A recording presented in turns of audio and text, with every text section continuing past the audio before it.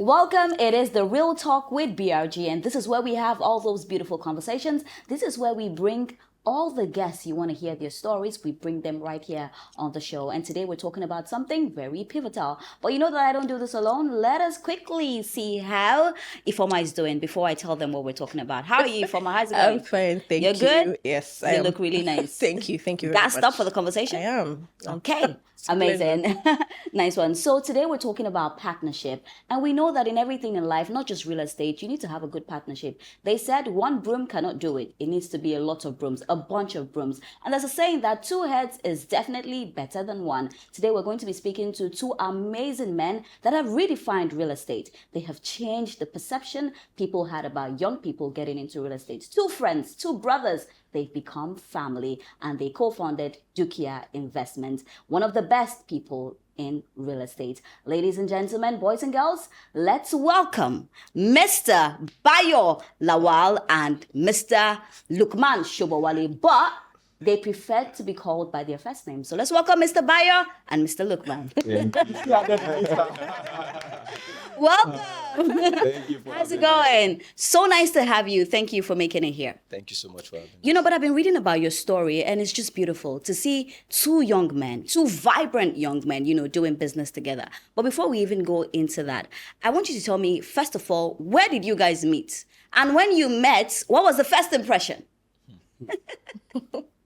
I think Lukman will answer that question because sometimes, you remember some of those things very well. But since you're already on it, I think Bayo would answer that question. All right, it's good to be here. Such an amazing time, Ria. And Foma, right? Thank you so much for having us today. It's good to be on this platform. We met sometimes in the year, I think 2010, 2011. I can't really remember the exact year. We actually met in the church. Yeah, so we were in the church. I had been in the church long before Lukman joined. Okay. So I used to be among the leaders of, the teenagers team and then the group. So we do a lot of things together. And then, when he joined the church, he used to, see some of these guys and he was like, okay, what are these guys doing? But one of the things, I noticed about him was that he was not willing to sit at the back and just watch other people do stuff. Okay. So he was very outspoken about, very opinionated about some of his beliefs and his thoughts. So he became, a force in the team. And I was like, who is this guy? And that was how we became friends.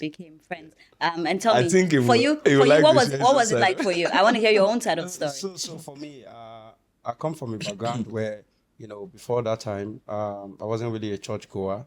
It was my first exposure to church and the Christian community. Okay.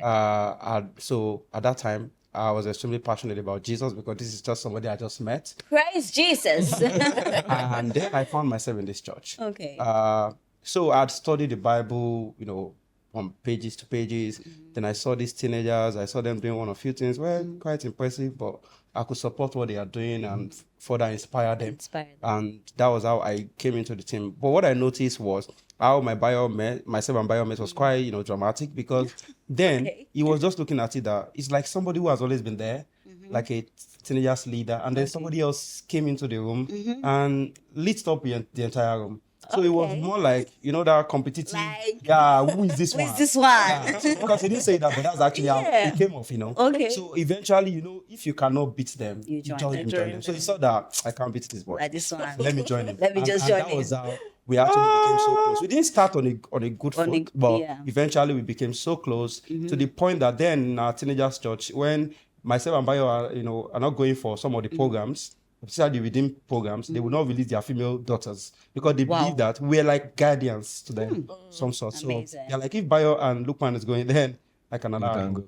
And I feel like when you build something on God, it's definitely beautiful. You can see that this friendship was built on God. And I also, from what you're saying, I'm picking that friendships where you don't meet on a good note, those are the ones that last. Not necessarily, so you can see there's no hate. And well, I think most of the time, all my friendships, most of them, I didn't meet them on a good note. So that's when I know that. We are meeting on a good note today. Who told you to be friends? But it's beautiful that you've been able to sustain the friendship and the relationship. People say that when business comes into a relationship, there's always problem. You don't know somebody's real character until you live with the person or you share money with the person. I want to know at what point Because you were teenagers when you met. Of course, you were not thinking about, a business. But at what point did you realize that, okay, if we put our heads together, we can come out with something good? Okay. So thank you. Yeah, that was a very powerful question. So because this is something that we've also often shared with people as well. You don't know the strength of your friendship until money is at the center of it. And what I've discovered is that people are something else until money touches their hand.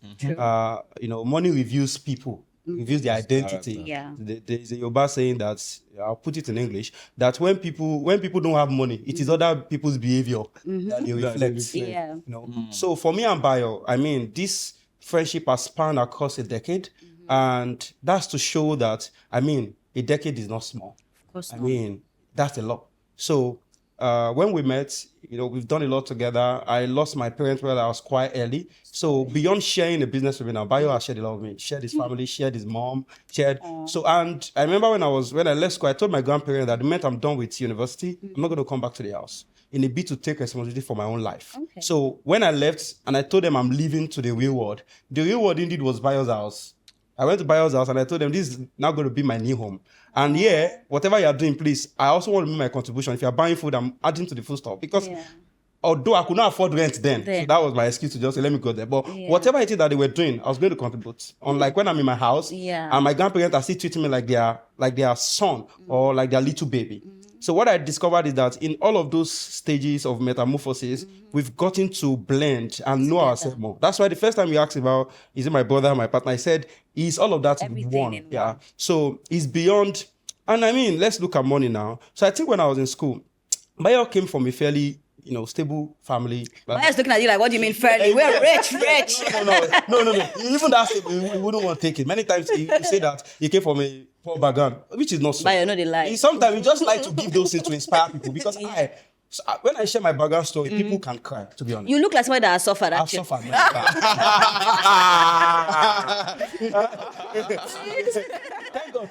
Thank God is with an ED. I've suffered. Right? But what I've figured out is that for where I'm coming from and where Bayo is coming from, I feel that Bayo, in this case, is at an advantage. And while we're in school, I studied at University of Lawal. Bayo was at Kwara State University. It was within the same state. One was state, one was federal.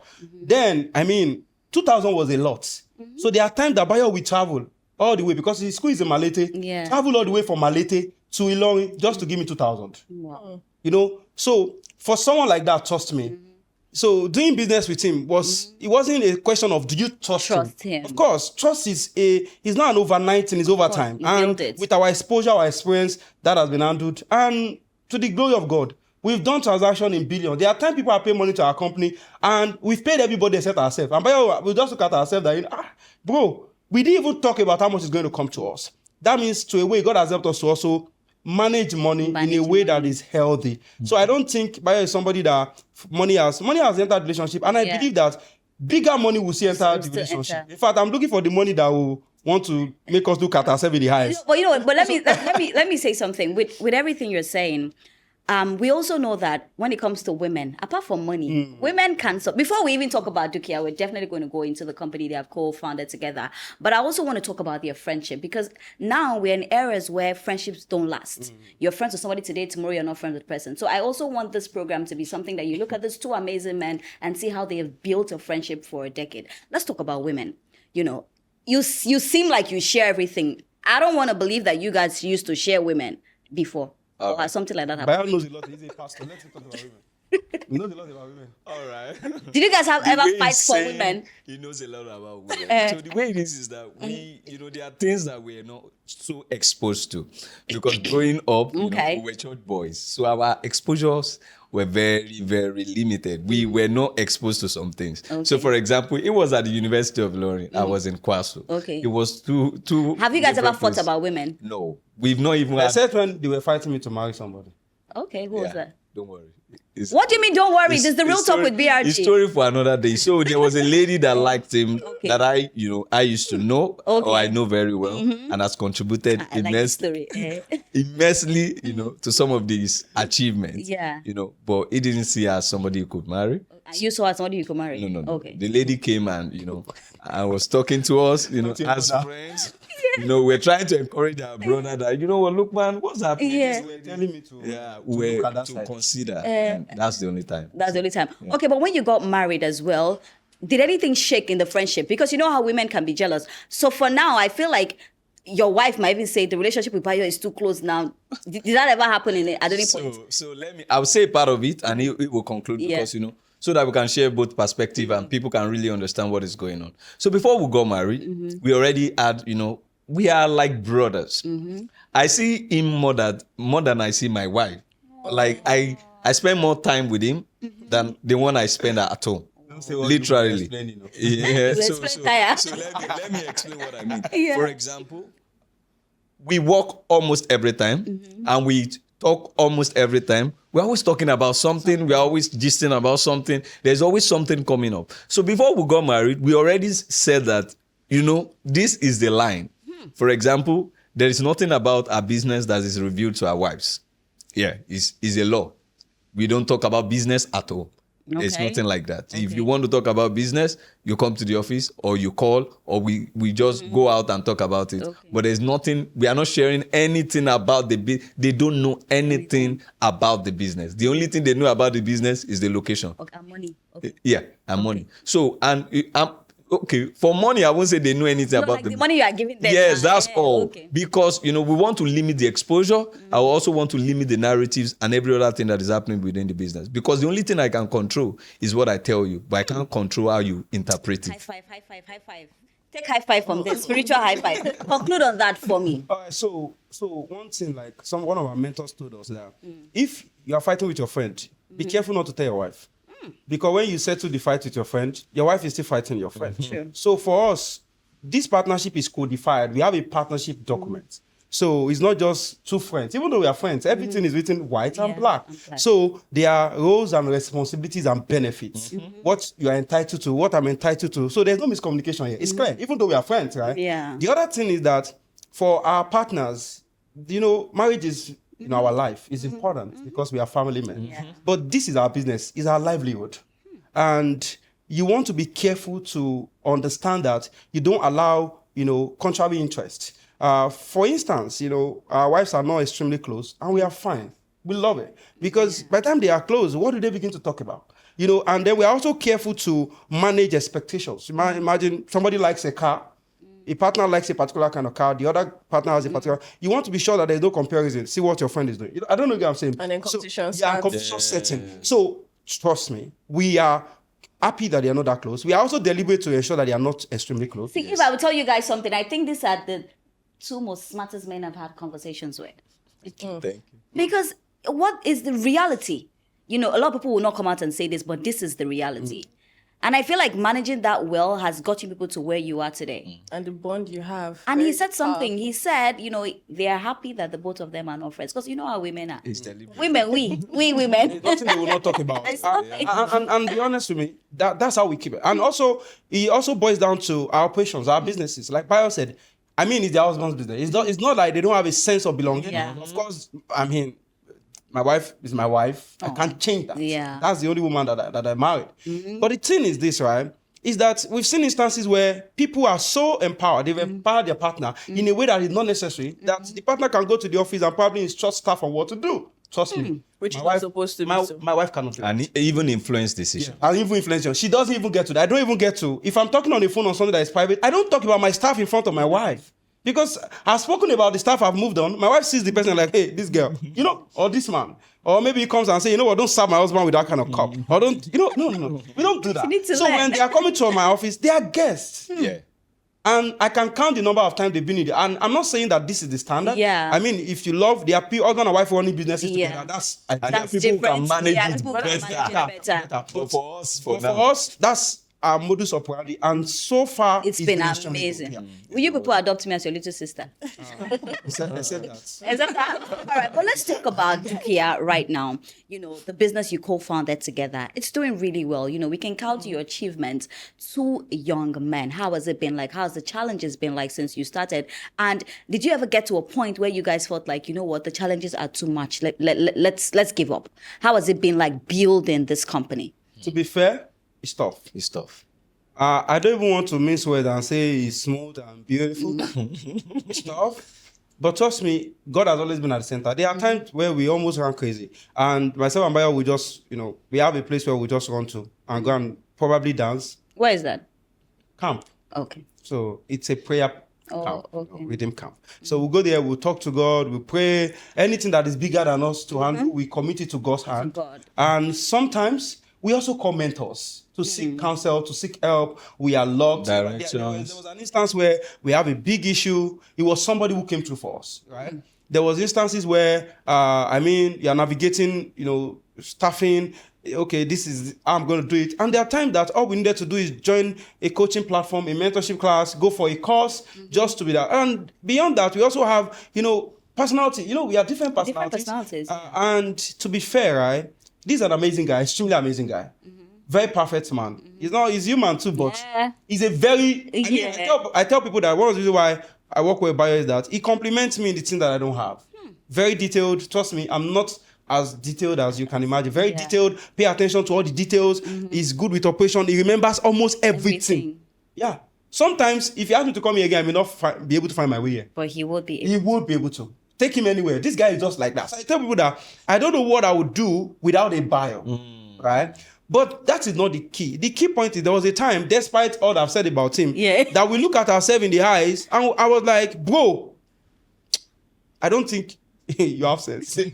and then we were on the call, we were having a heated conversation, we were shouting, arguing. I think that point tested the strength of this partnership. That was the only time I know that myself and Bayo head on, we look ourselves eyes in the eye. I know many times we have argument, Bayo say, you know what, David, No, I'm also David. You know what I want to do? Separate the issues from the person. Wait, I want to. Does he bully you? He can't bully me.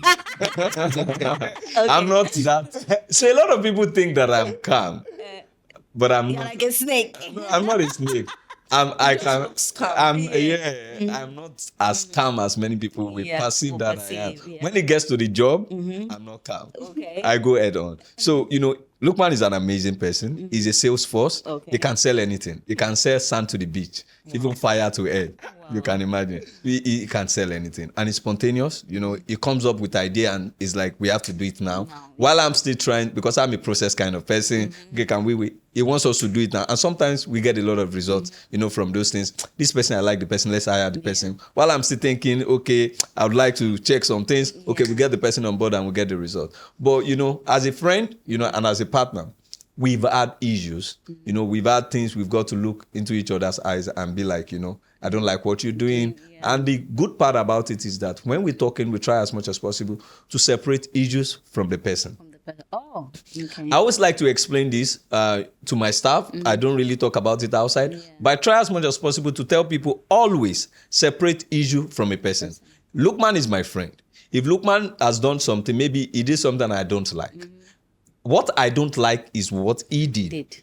I like Lukman. So for example, somebody lied to me. The person is not a liar. What the person did to me is that the person lied to me. So what I'm going to be addressing is a lie. I'm not going to be calling the person a name saying you're a liar. No, it causes a lot of issue because you're attacking the person's personality. So what you do is that you try as much as possible. Let's separate the issues from the person. Is he a good person? Yes. What did he do? Let's face what he has done and solve it. Because if you don't separate that, you are going to have a long issue. And at the end of the day, you won't even know where you started from. Well, you just taught me something right now. Because I used to do this, like when someone does me something wrong, I would say, you are mad, you are the bad person. But and now I understand that sometimes you need to tackle what the person has done and not the personality as well. But, talking about sales as well, because I know that you are a force in sales, would you say the Nigerian government has also really helped with real estate? Are they doing well? Are they trying, to make it a better place? Because I know that real estate is tough. It's not, and to sell, it's not beans. It's not just to say, you must buy this thing. It takes a lot of persuasion. It takes a lot of reading, a lot of explaining to them the reasons why they should. And that's why I always salute anybody that does sales, because man, people are difficult to sell something to somebody. But also with that as well, and do you think the government is helping real estate now? Okay, I'm going to address your question. But before then, let me just conclude. Before Bayo elaborated on that point, was that there was an incident that happened between myself and Bayo, and it tested the strength of our friendship, and I was just, I was really mad at how the whole thing played out. Bayo was also mad, fairly so on his side. He has his point. And then we're supposed to meet a senator that day. And we're coming from our different locations. I mean, boiling, angry. Yeah. And then we got to that location and we met the senator. And we were smiling at each other just to discuss the deals and everything. And when we were done, we told ourselves, you know what? Let's imagine that everything that happened before we got here never happened. And we never spoke about it since that time.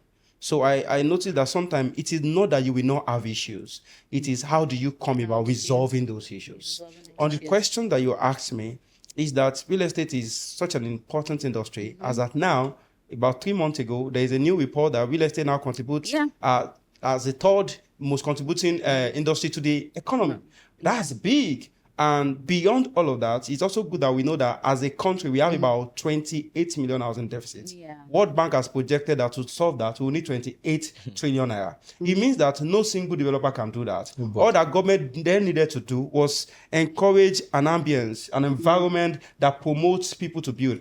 I think government is really trying, but I think that more can be done. For instance, a lot of people enter into the quagmire of developing during COVID. And as I speak to you, a lot of developers have gone to jail. A lot have died due to depression and blood pressure. And a lot are still paying those debts. And what happened was, you know, our highly inflationary economy, instability, you know, dollar was selling for a particular price in 20... At that time, was selling for about maybe 170. In 2022, was selling for 400.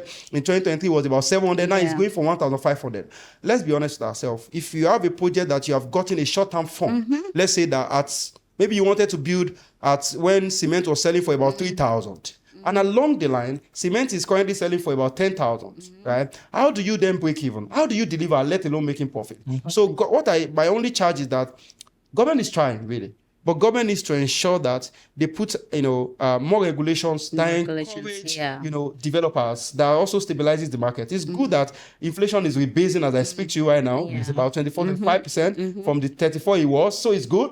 But the thing is that government needs to do more of that. The second thing is that there should be long-term financing for real estate. What we've always had, people go to the capital market and so people get CP for maybe 180 days. And you want to, a capital that you've gotten for 180 days to build a project of 300, what am I saying? About 900, 1,000 days? How do you want to do it? It's not possible. When it's not ritual, how do you want to do it? So the most important thing, to be honest, and this is a big challenge. So we need to look for international organization, look for a way that our economy, and it also boils down to economy. Because I don't know, somebody wants to give you a loan for 2 years. He's saying that in 2 years, when you are giving me, what's the impact of your currency on the money you are paying me back? A lot of developers don't also want to get investment in dollars. Because how do I pay you back? If I get investment in dollars, let's say dollar is currently selling for 1,500. I'm paying 2 years. What if I see 3,000? How do I pay the interest plus the add up?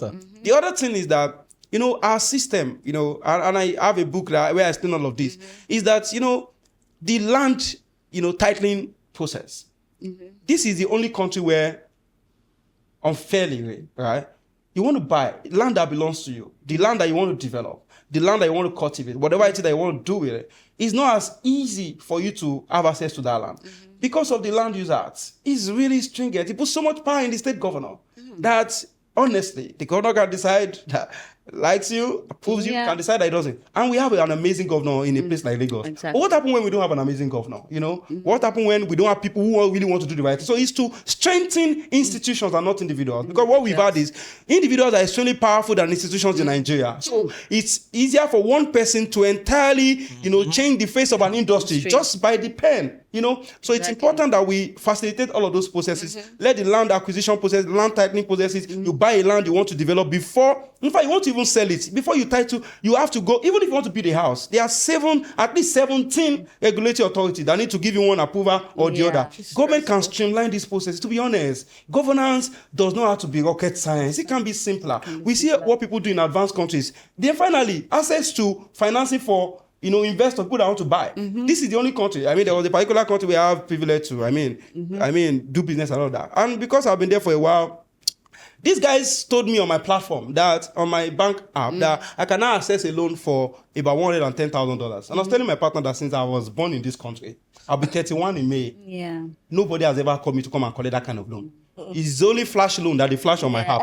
They'll flash it. Before I make up my mind to collect it, they removed it.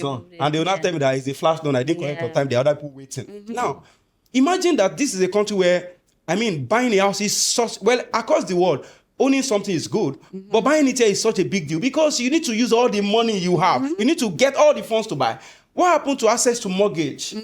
In advanced countries with 20% down payment, you're already living in the house. And what that also does for you is that it keeps the economy working because you know that you must work your ass to ensure that you pay that money. So now that you're here, as real estate experts, I think, we've been having so many controversies lately. Which I'm sure on social media, everyone has been dragging, realtors, developers. I think we should even address that. Because I think a lot of people, I feel do you think there should even be some sort of sensitization towards like the public?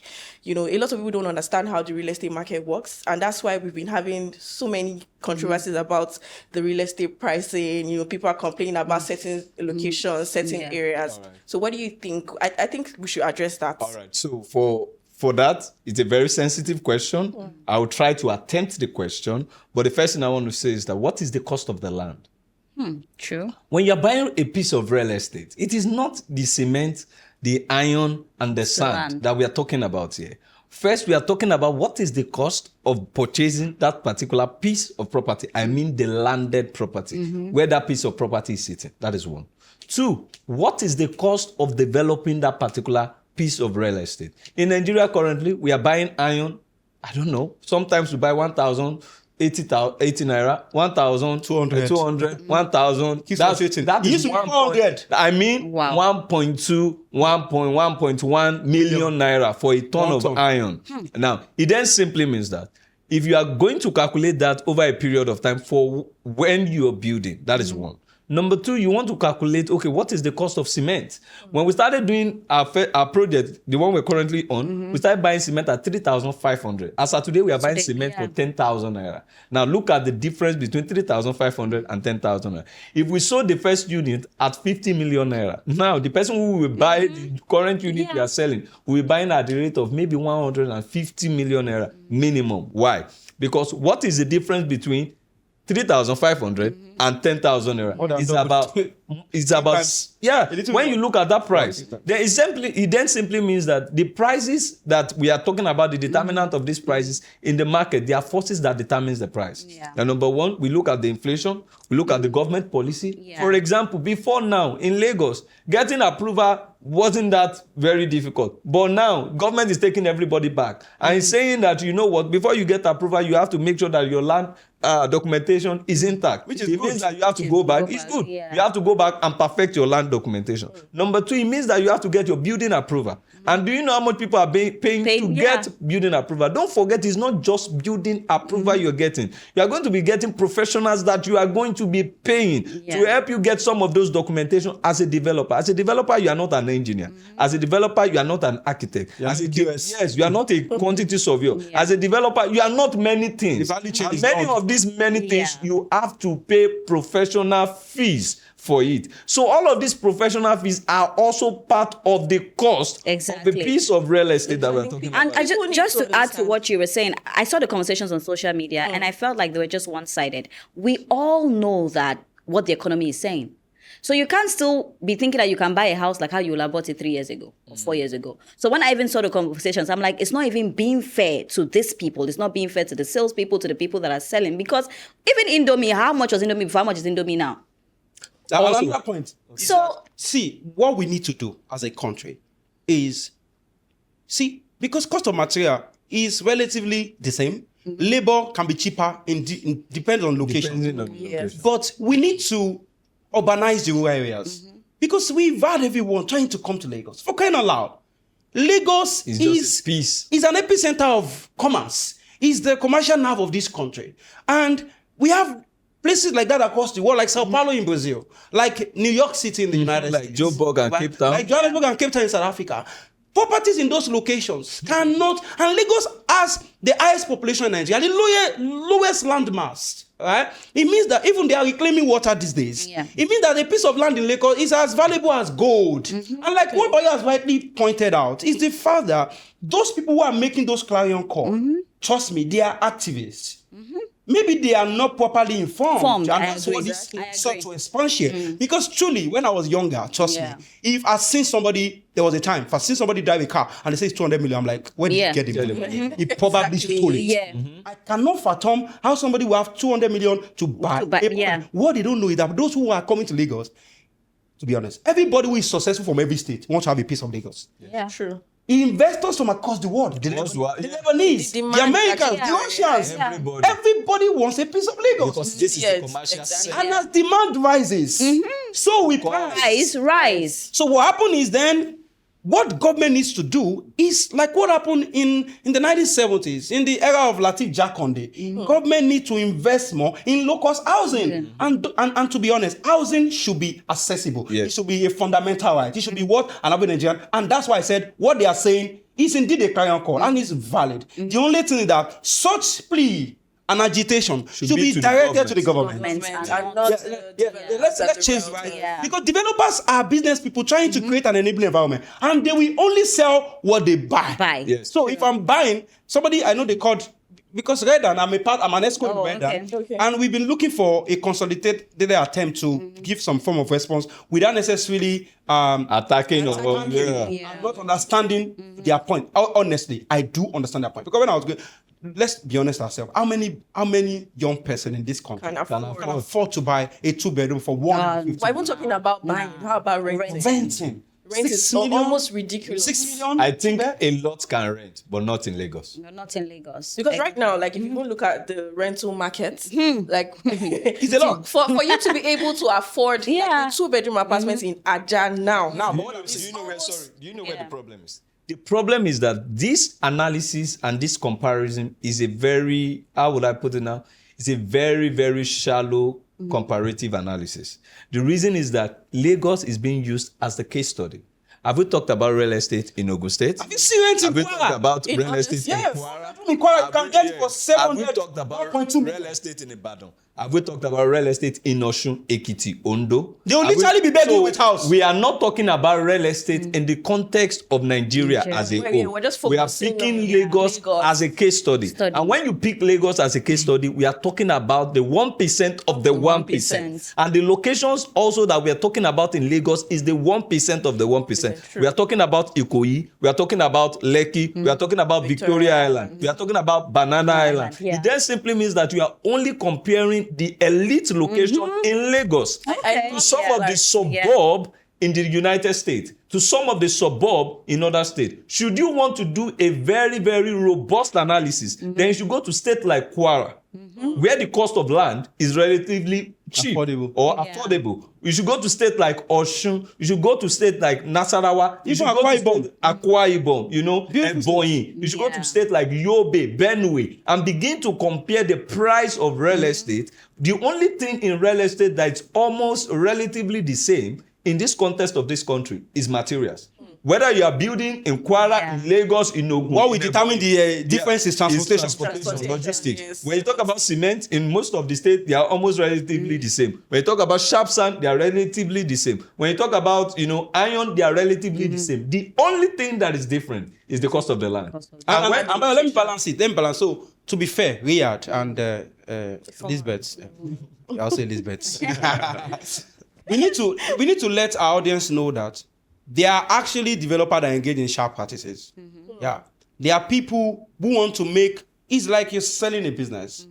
There are people who are into exclusivity, who fairly so.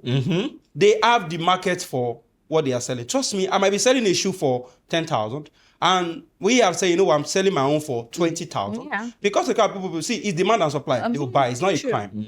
However, there are some people that what they are building is not extremely standard. It's inferior or basic. And they are charging premium for it.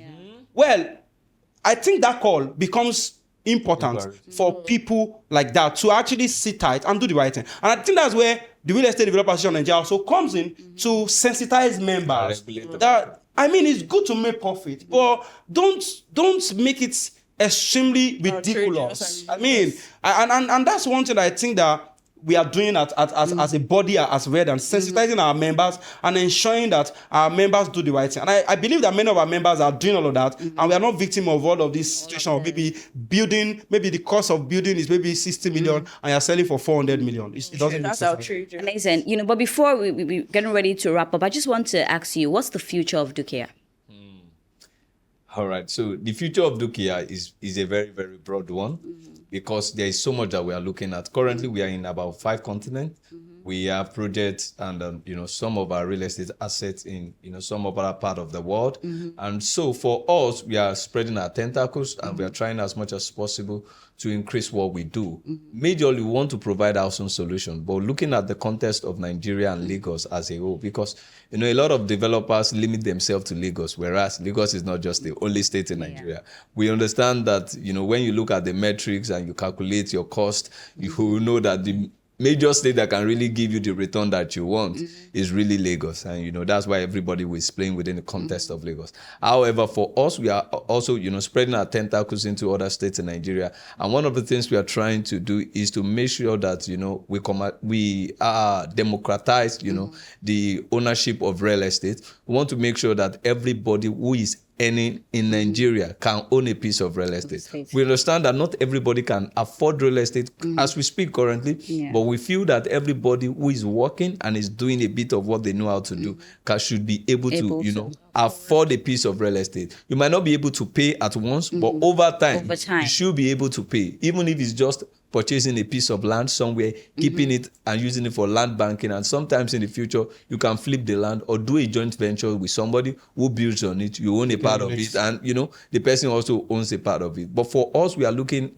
very wide into the Nigerian, atmosphere. And one of the things we are also considering is that as we speak, 70% of our population is under the age of 30. It then simply means that in the next 50 years, 50 years is still long. In the next 30 years, majority of the names that we know will no longer exist. With the majority of the giant and the industry men will no longer exist. And there will be a lot of demand for housing in this country. It then simply means that it was projected by the year 2050, 1 out of every 3 African that you see will be a Nigerian. It just simply means that Nigeria will be bloated and we would need accommodation. We would need where to put people. And so majority of the things you will see us do will be mass housing.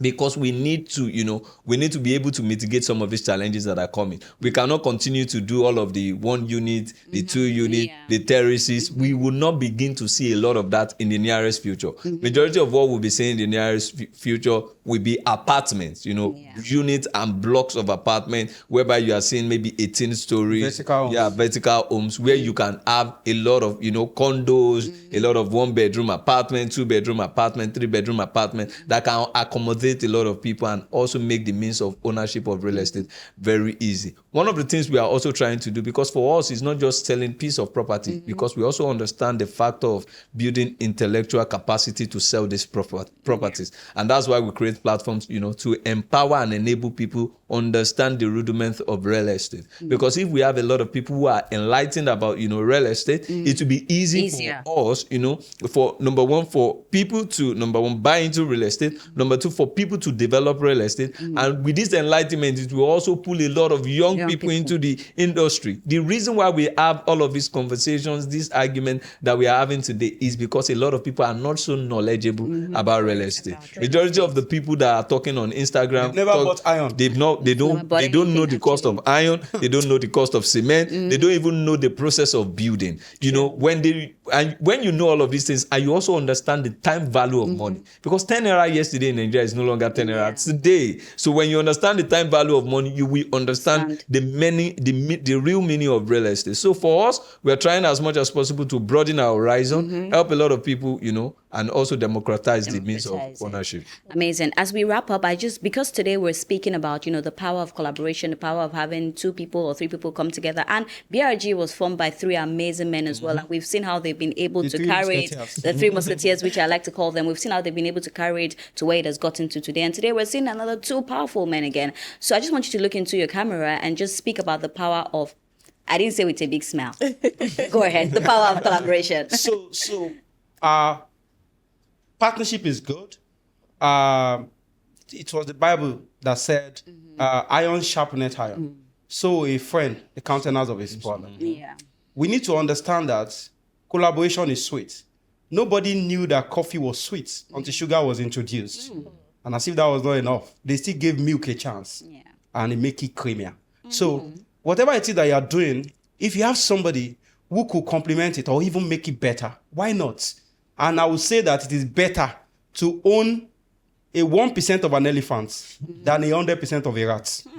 Thank you. Amazing. I'm just for you as well, quickly. So for me, I would say, you see, for everything we are doing in life, you cannot do it alone. Irrespective of who you are, you might not be able to, go in partnership with everybody, but you always need people to collaborate with because you can't do everything on your own.